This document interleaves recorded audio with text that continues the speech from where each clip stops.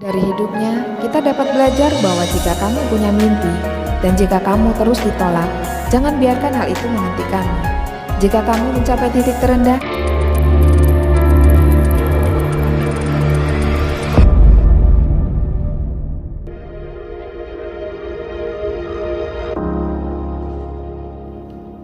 ini adalah sebuah cerita seorang gadis di kota kecil. Dia hobi menulis sejak usianya 6 tahun. Dia menulis cerita pertamanya tentang seekor kelinci bernama Rabbit yang menderita campak. Dia menceritakan kisah itu kepada ibunya. Ibunya sangat menyukainya dan memujinya atas usahanya tersebut. Ibunya juga mendorongnya untuk menulis lebih banyak.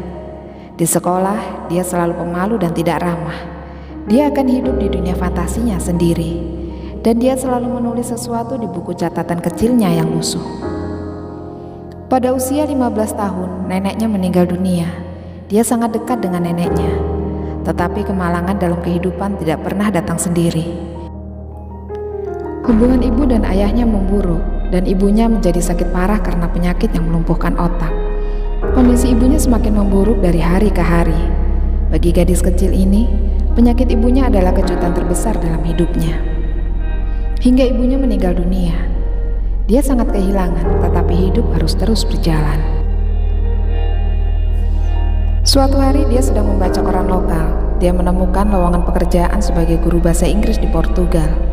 Dia memang sedang mencari pekerjaan dan ingin memulai hidup yang baru.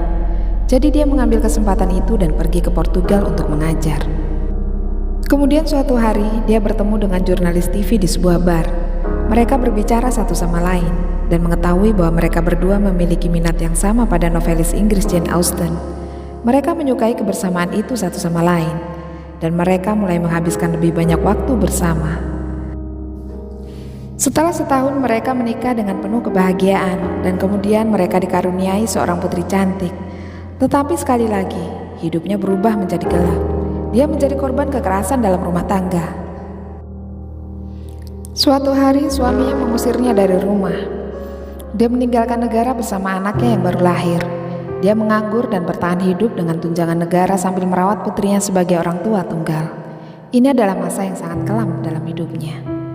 Dia sangat miskin sehingga teman-temannya membantunya untuk hidup, membayar sewa rumah, dan kadang-kadang dia tidak makan agar putrinya mendapatkan lebih banyak makanan. Karena semua keadaan ini, dia menganggap dirinya gagal total. Dan sepertinya serangkaian kemalangan tidak akan pernah berakhir. Dia jatuh ke dalam depresi berat.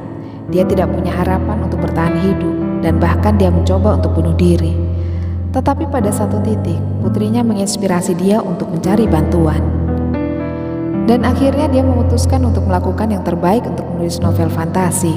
Dia akan melupakan segalanya sambil duduk di depan meja. Dia mulai menulis lebih banyak lagi. Dia sering ke kafe untuk mengerjakan bukunya, sementara anaknya sedang tidur siang. Meskipun dia bahkan tidak mampu membeli makanan di kafe, dia hanya memesan 1 cangkir kopi selama sesi menulisnya. Jadi pemilik kafe tidak akan mengusirnya. Dengan cara ini, dia menyelesaikan 3 bab pertama novelnya. Dia mengirim ceritanya ke penerbit, tetapi sayangnya mereka dengan cepat menolaknya. Dia mengirimkannya ke penerbit lain, tetapi sekali lagi jawabannya tidak. Di kotak suratnya penuh dengan penolakan. Setelah mengirim ceritanya ke 12 penerbit berbeda dan ditolak masing-masing penerbit, dia mulai kehilangan kepercayaan pada bukunya.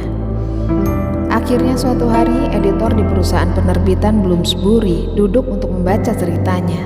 Untungnya putri editor tersebut yang berusia 8 tahun juga ada di sana. Gadis kecil itu menyukai bab pembuka dan dia sangat penasaran untuk membaca cerita lengkapnya. Hal ini membuat penerbit setuju untuk menerbitkan bukunya. Tetapi penerbit juga menyarankan dia untuk mencari pekerjaan penuh waktu dan mengatakan bahwa dia tidak akan menghasilkan uang dengan menulis cerita fantasi untuk anak-anak. Pada bulan Juni 1997, pada usia 31 tahun, novel pertamanya Harry Potter and the Philosopher's Stone diterbitkan dengan cetakan awal sebanyak 1000 eksemplar. Ketika pembaca membaca cerita tersebut, permintaan akan bukunya mulai meningkat secara dramatis. 5 bulan kemudian, bukunya memenangkan penghargaan pertamanya. Dan dengan segera, J.K. Rowling berubah dari seorang ibu tunggal pengangguran yang depresi, hidup dari tunjangan negara, menjadi salah satu penulis terlaris sepanjang masa. Buku pertamanya, Harry Potter and the Philosopher's Stone, adalah salah satu buku terlaris yang pernah ditulis. Saat ini, 7 seri buku telah terjual lebih dari 450 juta kopi di seluruh dunia. Sebuah film berdasarkan bukunya telah menghasilkan keuntungan sebesar 7,7 miliar dolar dari pendapatan box office. Pada tahun 2004, majalah Forbes menempatkan J.K. Rowling sebagai orang pertama yang menjadi miliarder dengan menulis buku.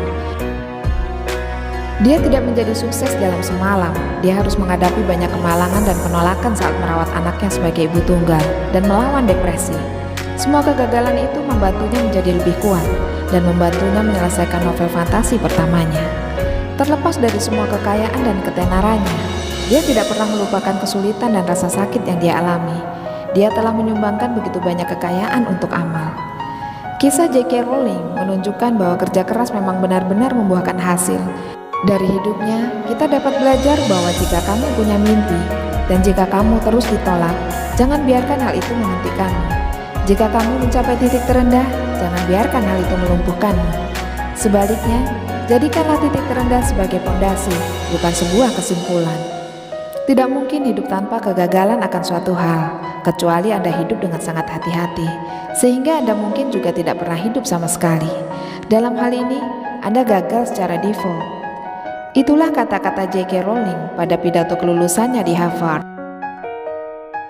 Ini adalah kisah kehidupan nyata yang bisa dijadikan motivasi. Terima kasih telah menonton, semoga bermanfaat.